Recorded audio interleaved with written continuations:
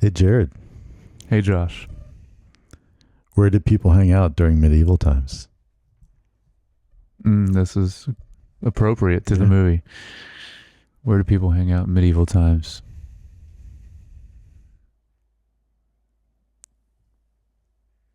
I don't know. At the night club. Oh, come on. I was going to think of something medieval, something along those lines, but no, night. Night. I guarantee there's a nightclub called Nightclub. Oh, yeah. You know? If there isn't, there should be. There should be. I'm sure there is. Everyone dresses in chain link. That'd be sick, actually. Chain link. Or just all fantasy setting. Yeah. Yeah. I would go. Like Ren Fair, but nightclub. Exactly.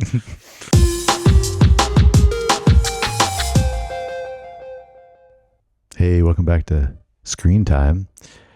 I'm your host, Josh, and tomorrow creeps in this petty pace from day to day to the last syllable of recorded time is how it feels watching this movie.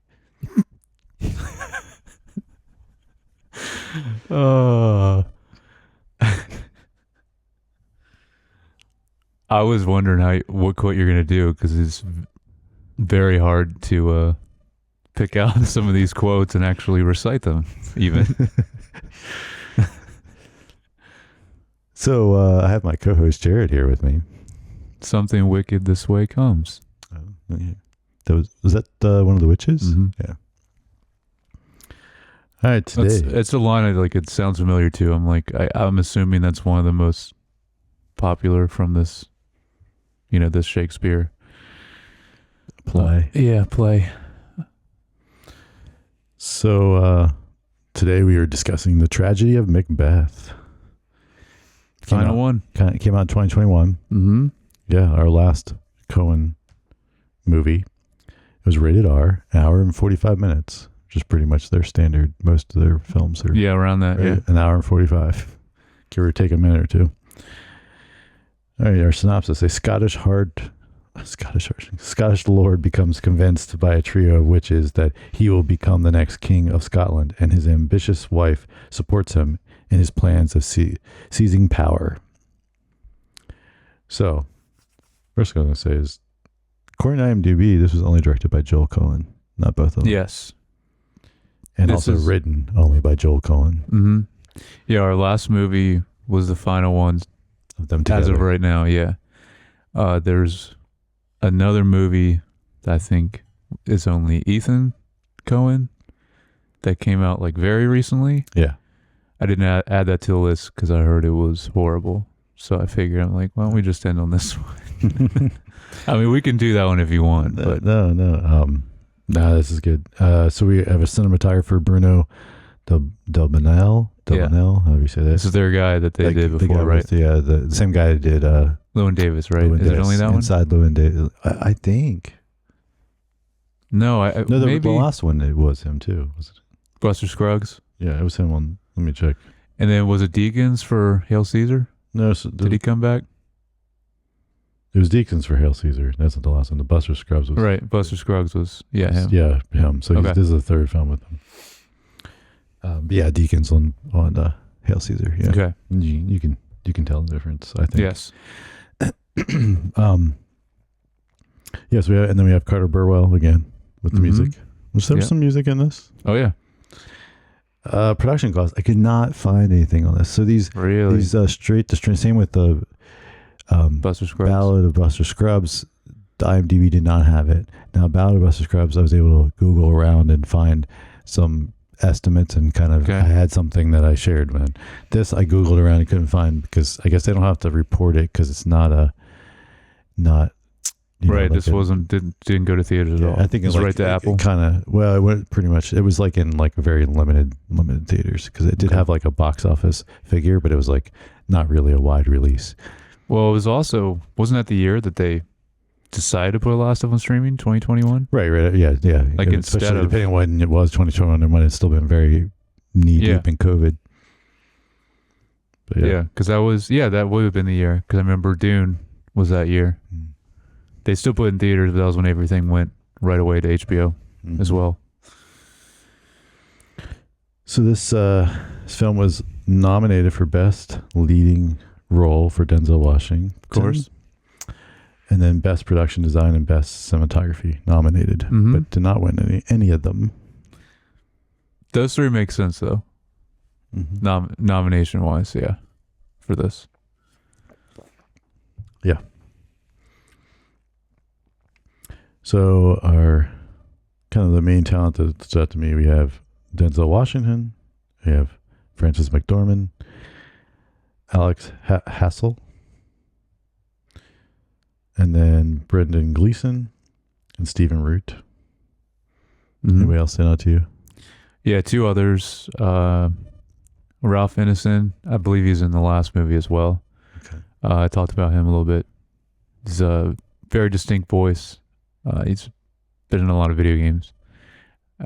He was in this only a little bit.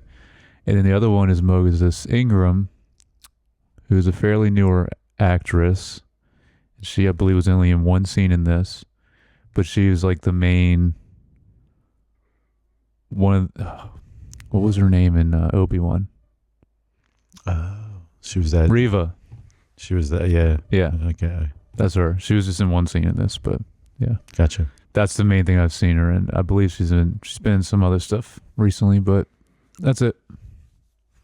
Gotcha. Yeah. Okay. I guess Stephen Root was one scene also, Yeah. which is normal for him in like all these movies. But They got to throw him in there. At this point, they have to. Almost. It would be either him or John Goodman would have been in that spot. Yeah, for sure. All right. So, overall thoughts on this film? So again, neither one of us have seen this. Yeah, right. Up until now. I remember I was going to try to watch it when it came out. Right, because it was just never got to it. It was one of the early movies for Apple. Yeah. Yeah, I think so. But I just never did. I believe I started it and then just didn't. But I like aspects of this movie, and I dislike aspects of this movie. It's a pretty even mix for me, because I knew going into this what it's about. I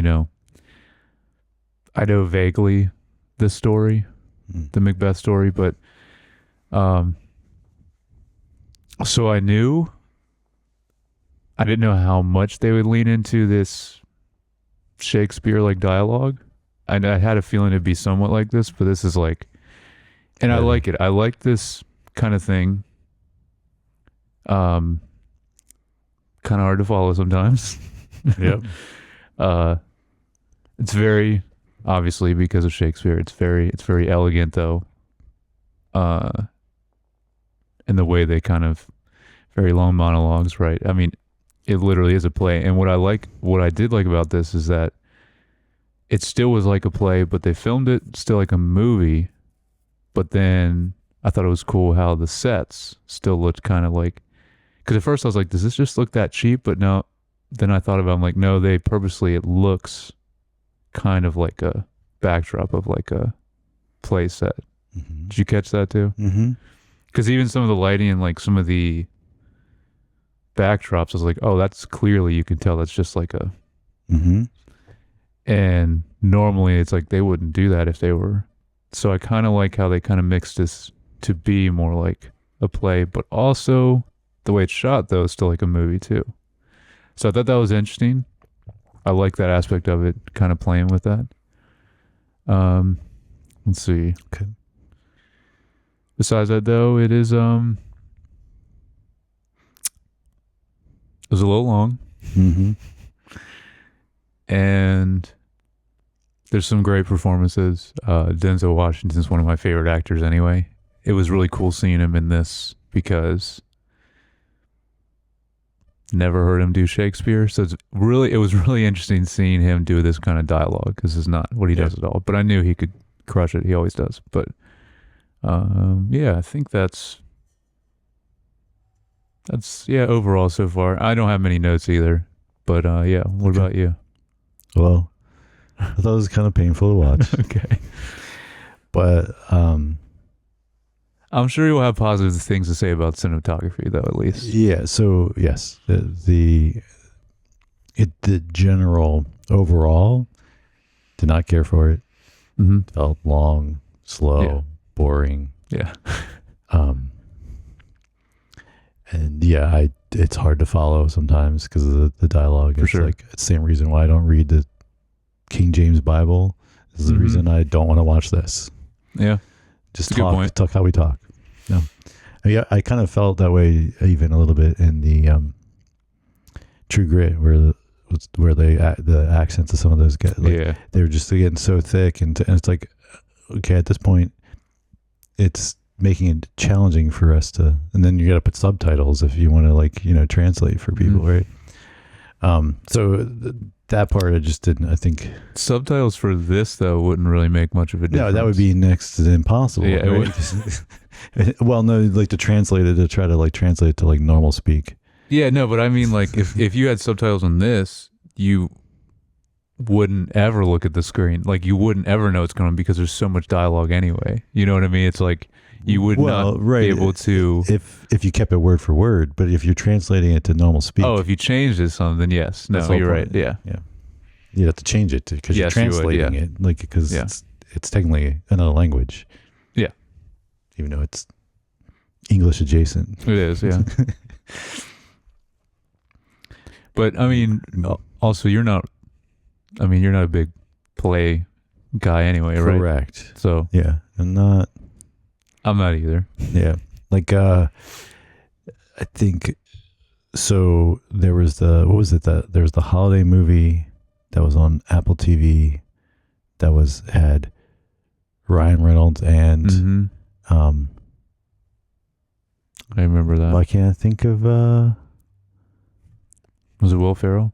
yes, Will Ferrell. Yes, Okay. Will Ferrell, and had similar issues with that, like because it was a musical and because like half the film.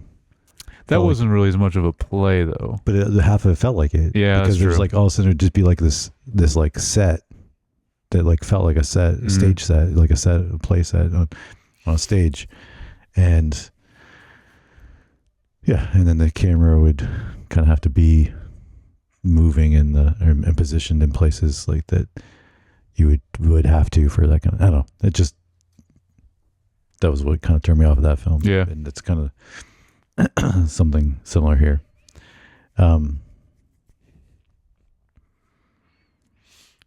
Yeah, so overall didn't care for it. That's fair. Well, let's get into more specifics. How many notes do you have? I don't count.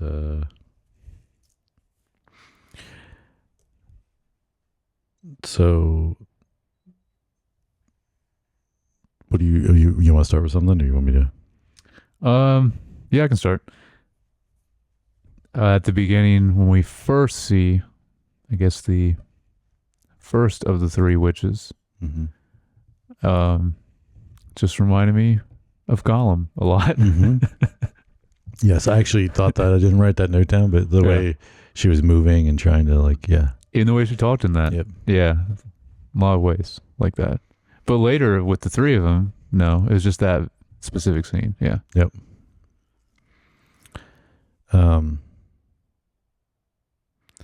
So I mean, this is kind of more overall.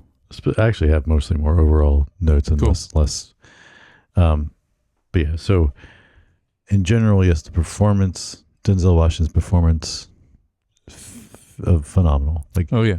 his acting and as kind of going deranged as it goes Mhm. on. Yeah, so well done, so well done. How many of his movies have you seen? I don't really know. I mean, Okay. I mean, probably. I wouldn't say I'm a like fan specifically. Like I don't like go seek out watching a movie because he's in it. But yeah, I don't know, 6, 12. 20. I have no idea. Cool. But I don't think I've ever not liked him in a movie. Yeah, no matter what it is. Yeah, I couldn't find something like I couldn't find an instance where. And so he definitely brings a lot to the table for this film. Yes. And the same Frances McDormand, like she does great as his wife. And yeah, and she hasn't really been in their movies in this big of a role in a while. Correct. You know? Yeah. And then I did like whoever was playing the witches, like they were cool. Yeah. They were cool.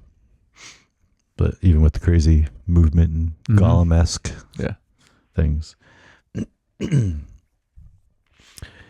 But anyways, yeah, so overall I made a note saying that this film is like the complete opposite of a Denis Villeneuve film. Yeah, that's true.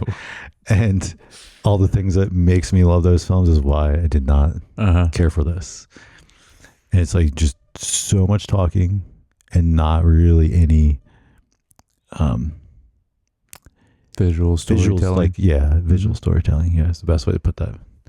The nice way to put it. Yeah. I mean, that's fair. And I know that's when you think of Shakespeare, it's that's the point. I know that's the intent, and I know that was a directorial creative decision. I know that's, but I just. But you're right though. They could have still kept it faithful to the original story of Macbeth, but then add in more of a visual language or visual storytelling. They could have even made it more cinematic. Now, again, I like the choice that they did where it was kind of like still shot like a movie, but looked like sets, like a play set or set for a play. Mm-hmm. And I thought that was cool the way they did it, but they could have made it full on like grand scale cinematic and still think that would have been better. But yeah. Maybe they didn't have, couldn't find the budget. Maybe they didn't have much to work with anyway. Unless, if Apple was funding it, then they would have. I feel like they went into this wanting to make this. Yeah. I'm pretty sure this is probably what I shouldn't say that because this one was just Joel Coen, but I think he probably had this in mind, and his script and like what he probably was pitching around to get funding was probably to make this, which is fine. I mean, that's again, not saying don't go for, as a creative, like make what you want to make, Yeah. Just know not everybody's going to like it. Nope. Which is okay also.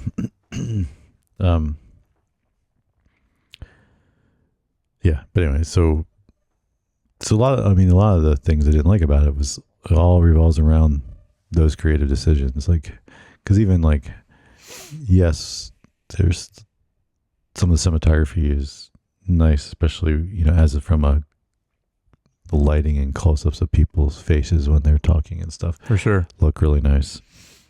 But then it's like you're lacking those sweeping landscapes or whatever you want, like kind of, and it just feels like you're like, oh, we're just stuck in a soundstage this whole time. And I mean, even like when they're fighting there on like a castle wall, and it's like just tons of fog around because it's like the way they try. That's all they have because they're just just sitting right there with like a few walls. And anyway, but that's what I mean. Like that probably, you still have some big actors in here that I'm sure got paid very well, but because of that, it's like this was all shot in like one soundstage, right? Because they just, it's you move around these sets that aren't probably crazy. I didn't, intricate, but why not? I mean, why would you shoot anywhere on location? I don't think, because even any of the outside stuff clearly looks fake. It doesn't look like they're actually outside. So, yeah. So in those instances, it doesn't seem like that would be very expensive for set design and all that, Correct. I did like so, and also along with that, there was also made things just feel very like almost like it was a end scene, and then we moved to the next scene, and then like, okay, scene here. End scene. Move to next scene. Yeah. Just like you were watching a play, and it's like they roll out the set or change the sets. Lights go off and they move everything around. Yeah. So again, didn't care for that. Yeah. But that's kind of the feel, the pacing of like the film. I did like the effect they did where they made the people look like they were holding the tree branches and the trees are moving and. Oh yeah. And I was like, I thought that looked cool. Yeah, that was cool. I wanted to mention about Denzel again is because I've never seen him do this kind of character or specific type of dialogue before. Yeah. So it's interesting seeing that, but it was funny. There were certain times in this movie where he still went like full Denzel with his acting. Which he does a lot with like his inflection of his dialogue, but also his mouth and his head movement. There's like very specific Denzel things he does in all of his movies. And he did that in this a few times. And it was just funny because it still was that Shakespeare dialogue. So it was just weird. But like, I still just a few times I'm like, okay, it's still him doing his thing. But yeah. Hey, shout out to him though. He did great with all this dialogue. I'm sure he's done plays because like for this kind of movie, you'd have to get actors that are used to the stage, right? I think, or at least like because I think the amount of you have to learn. Yeah, you have to learn so much dialogue. So it has to be people that are already familiar and have done stage acting. Yeah, which I'm sure he has. I'm sure Frances McDormand has too. So, you almost would have to. Because this is so close to a play anyway. Were there many times where there was like long takes though, or was there a lot of cuts? Because in that instance, then it would be easier, right? Yes. I don't think there was any long takes, was there? Not that I can remember. So in that instance, that makes it a little bit easier. Yep. Yeah. There's some cuts, but like there was also times where they're just on people for a little while, and there's still some dialogue. Some like big monologues. Yeah, true. Yeah, which you think not just remembering all those words, but remembering the words that are in the kind of a very specific way. Yeah, it's kind of Well, and they're moving too. Like there's a few. You have to also remember because whatever room they're in, they do this like, or they're getting ready to do this long monologue, and then. They like either are sitting down, they get up and they start moving in specific, so there's all that I'm sure is planned out too. It's like where you're going to go. Yeah. It's all the blocking. Yeah. And lighting. And so you have to keep all that in mind too. Like that's gotta be the toughest part about this. All that crazy dialogue. But again, I like that this kind of dialogue. It's just hard for a movie this long to like really just sit with it, but I have one. Actually, I'll just go ahead now because it's my final note. I think one of the best is that Denzel does at the end. Yeah, it's one of the last scenes, I want to say, where he sits on the throne and kind of accepts his defeat. I thought that was one of the best kind of long stretches of dialogue that he does. That was really good. Yes, because that was right before then they do fight on the what was that, like a castle wall or bridge or what? No, it wasn't a bridge. It was like top of the castle, right? Or whatever you. I don't know what those are called. I know it's the walkway. There's definitely a word for it, but yeah. So that was my favorite. I would say one of my favorite scenes. But again, though, there wasn't a whole lot that really stuck out because after a while, it's hard for these kind of things to like any specific moment to stick out because it's just like the same thing. Really long, scenes with a lot of dialogue.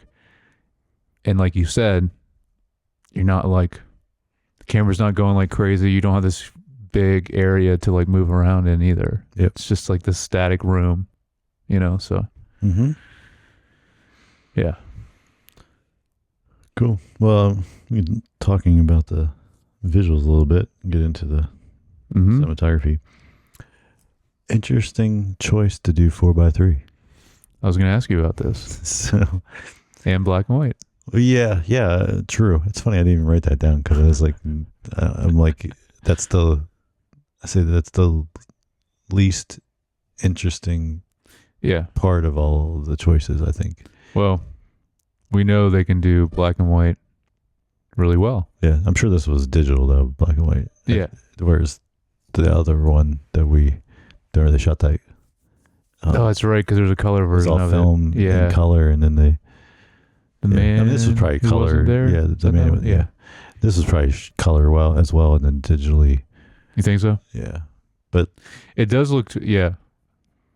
I guess you're right. but that was Definitely doesn't look like film. It looks digital. Yeah, because that one was shot color film, but a Right. specific kind that then they converted to black and white. But yeah, Was it a normal 4:3? I thought the aspect ratio. I wasn't sure. it looked like it Okay. to me, and then it had like curved round rectangle edges, Yes. which was interesting. Yeah. I was like, is that Apple's influence? Why do you think it'd be Apple's influence? Because they love their round rectangles. That's true, I guess. A round rec. It'd be even better if the outline it was the actual apple, you know? You're just looking through a window. Yeah. That's just something they do a lot in their interface design. Not so as much recently, but No, that's true. but like, an iPhone is just a round rectangle. Yeah. And anyway, they popularized that, and I just thought that was interesting. I was like, there's Johnny Hive giving his 2 cents. Our boy. Because he was still there then. Yeah. Not there anymore. Where is he now? He's started his own thing. I miss his voice over the aluminium. Yeah, aluminium, exactly.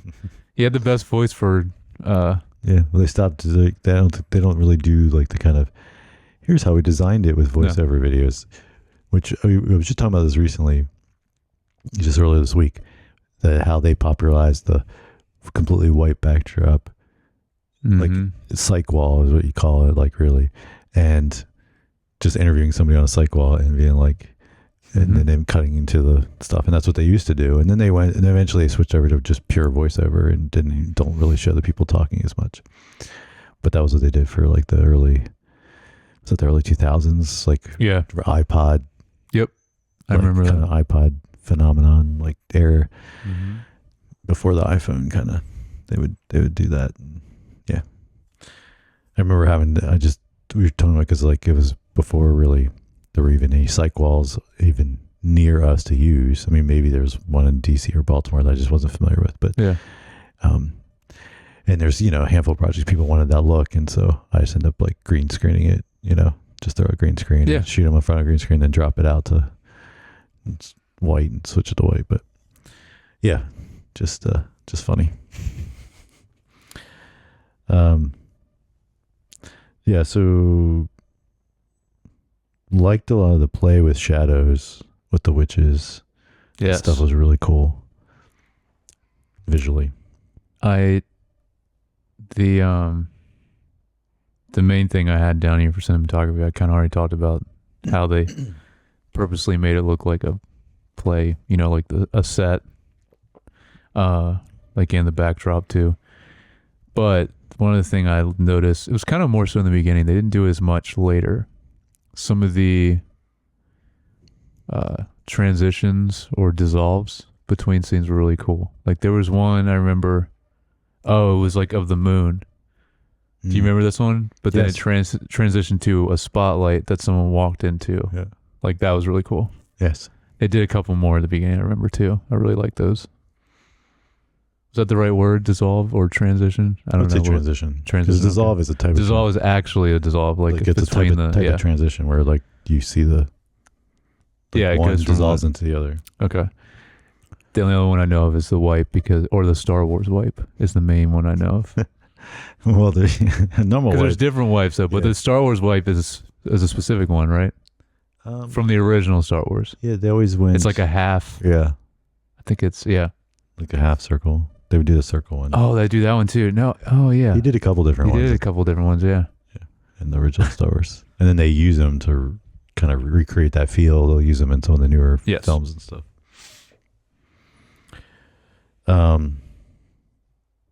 Yeah, so it's funny. I mean, you say that, but like to me, like the thing that was kind of the lack of the empty feeling, because it feels like a set. Like it didn't feel.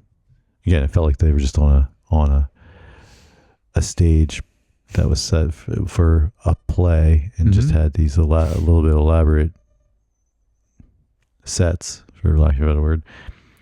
And but then, like, you didn't have like quite the detail and texture and all the things that come from like a full, even if they're in a sound stage and they're building a set for a film, like they add all the stuff there that make it feel life and lived in and whatever. And this didn't it was kind of empty and kind of, it was made it look, and then again, I know it was intentional, but like but it made me not like it. Like I just didn't care for it. Yeah, it was very intentional, because it didn't take me long to realize that. Because like even at the first scene, I'm like, this looks really fake. But then I was like, okay, well, this is a play. I'm like, okay, I guess that's what they're going for. Because I'm like, there's no way they would do this and it not be the intention. So yeah, I think pretty much everything else I kind of talked about already that I have here. Mm-hmm. It's like didn't quite have the cinematic framing and camera movements that you would have. It's more a lot more static shots. Yep. But a lot of close-ups. But again, some of the lighting and stuff on that was interesting and cool and looked good. Yeah. Well, we know this guy's good. I was saying, especially Buster Scruggs. I didn't really like that movie or any of those little mini stories in that, but I thought the way it looked great. And I know you liked stuff from Inside Llewyn Davis. That was also him, right? Mm-hmm. So the other one? Yeah. Yeah, I really liked that stuff. Yeah, from the cinematic lighting was really cool in that. I have What do you have? I was gonna say, do you have anything for score? No, other than I just noticed it and liked it. I mean, I enjoyed it, but nothing like no major notes otherwise.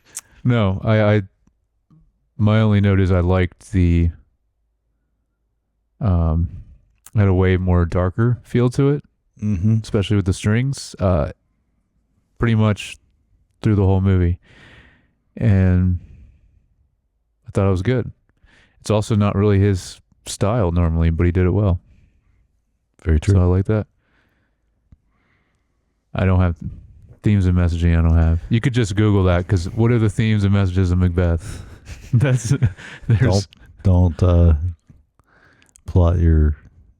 try to overtake someone by killing the successor. Or also don't trust in what 3 witches are prophesizing to you. Maybe don't do that either. True. All right, a little trivia. Yeah. The first solo directorial debut by Joel. All his previous films have been with his brother. Though Ethan was uncredited as director until due to DGA rules. The whole movie was shot on a soundstage. Everything was built except for an element of the last shot in the movie. There isn't a single exterior shot. Yeah. Which we assumed. Of course. According to cinematography, nearly all the costumes and sets were black and white, except for a couple of dresses worn by Frances McDormand. He also had some shadows painted directly onto the sets to make the lighting seem otherworldly. That's interesting. That's a cool idea. Like actually painting black shadows. Yeah. shot in 36 days, which was the shortest shooting schedule Joel Coen has done. Most of the shoot was completed several months after the start of COVID. So they even shot it during COVID. See, but that's the kind of thing that would probably be easier to do, even with like all the protocols. Yep. Yeah. You know, because it's not some crazy huge, Wow. large scale, you know, film set. Did not notice this. What? Although the whole film was shot in grayscale, the color temperature varies throughout the film depending on the scene. I didn't know that I didn't either. pick up on that at all when I watched this. What do you mean? Like it's still black and white, but it feels like cooler or warmer? Yep, yeah, it has a slight tint or green. Green. I don't know what variations there were, but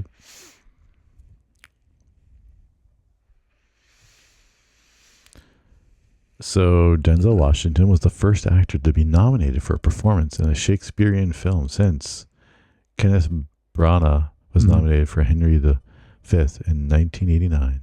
So 32 years. Yep. Leave it to him to do that.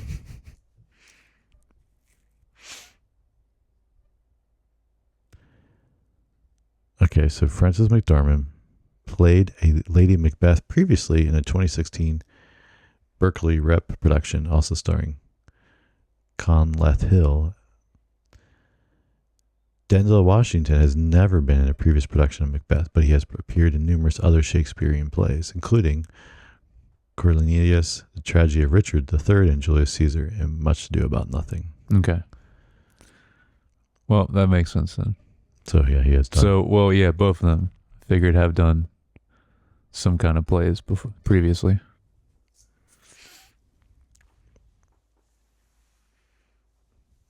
They changed this.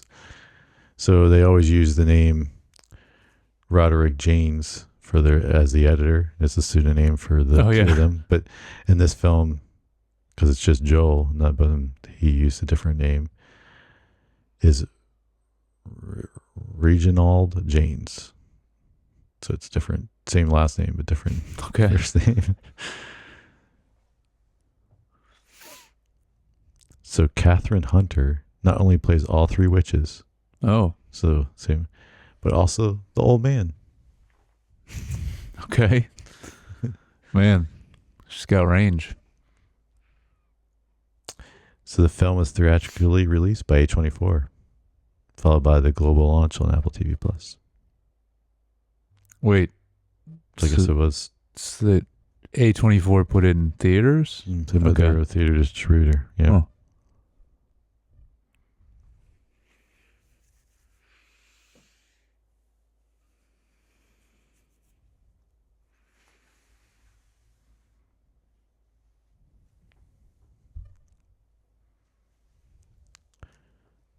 Oh, interesting. All the black actors in this movie are all American, going against the common practice in Shakespearean productions to prefer British actors, especially if casting black actors. Mm-hmm. Interesting. I mean, yeah, that's what you say. You're like, oh, yeah. But, yeah, true. So, anything other final thoughts on this? No. So this brings us to the conclusion of the Coen Brothers / this last one was just one of the brothers. Mm-hmm. How do you rate them as directors? Like where do you? This is a good question. Yeah, I don't know if we really did this with. No, we did. And then we talked in general about. And we talked about maybe like ranking them, but that gets too hard, especially when they have so many. Mm-hmm. It'd be easy with like Denis Villeneuve to rank them because he done that many, or at least American films. Correct. But I don't know. So you mean like in general, like how good or how much you like them as a director? Yeah. From 0 to 10, where would you put them as directors? I don't know number wise. They're still just very. Now going through them all, it's just very mixed. Yeah. There's some great stuff, and I love, like we've been mentioning, over these several weeks. Some really cool hidden gems. Yeah, that we Never heard of that. Yeah, Were really good actually. Which is interesting because those are the ones we didn't hear about. And there was some really interesting movies, but then like some of the big ones that people have talked about before were kind of like, not so much. Not all of them, but yeah. you know. Yeah, I don't know. Number wise, you don't. I mean, if you don't, I don't really have a number. I don't know to if I put would for give them. them either. But yeah, I kind of feel like there's some really, really high highs, and then there's some really low lows. For sure. Yeah. It's very mixed. And not the consistency of some people. No. And we talked about this also where they have specific tropes and ideas that they like going back to a lot, but they are just like all over the place genre wise too, and like which is cool. That means, they like being creative and trying new genres and stuff that maybe they're not as familiar with or like as much, but it's not always a hit then. Yeah. I would like to see them, because I mean, you say that, but yet, they really don't have like anything that's really any, you would say, action. I mean, I guess maybe True Grit kind of gets close. There's some, but I would like to see them do a superhero movie. Yeah, that would be interesting. Or a sci-fi film, because they really haven't done sci-fi either. I think it'd be better a superhero movie because they could throw in their humor and it would make more sense. Yeah. It could be like kind of like Big Lebowski like esque, right? Yeah. It could be like it would be more like Closer to the Boys, because it would be like satire or just more humor, but very dark too, like humor. So that would be perfect for them. Yeah, that, because I'm thinking sci-fi, they would make it really silly and dumb. And I wouldn't. I mean, that. Well, okay. Unless they made it very serious, like No Country. That's what I say. Yeah. No Country for All Men. They could do that. Sci-fi or something like I don't know. I just picture them because they do it so much, like cartoonish, like slapstick stuff in a sci-fi movie. It would just bother me. But no, they could. If they kept it very serious. Yeah. Who knows? Oh, just feel like it's time for them to stretch themselves a little bit. Have we seen or heard anything about them doing anything else, or even together, or are they kind of doing solo stuff? I'm sure they're working on more stuff, but I'm wondering if they're doing any more together. I mean, sometimes the IMDb has. Well, while you're looking that up, I have to mention, because I was, we're talking about what director we're going to do next, and recently you told me you hadn't seen Mad Max Fury Road, which is crazy. Yep. So I was looking up George Miller's filmography, and you want to talk about hard pivots? I thought Todd Phillips was a hard pivot because he's doing like comedy and then goes to Joker, but George Miller, just first movie Mad Max, right? So very, very very like crazy dark, well, especially if you get into the new ones like Fury Road, very very gory, very intense. So he's doing Mad Max, he does a Twilight Zone movie, then he does this random rom-com I never heard of, and then wait for this, right afterwards, Babe, Pig in the City. That's right. And then Happy Feet 1 and 2. And then directly after that, Mad Max Fury Road. Crazy. That's a crazy, like, that period. He's like, you know what? Babe and Happy Feet is what he went to.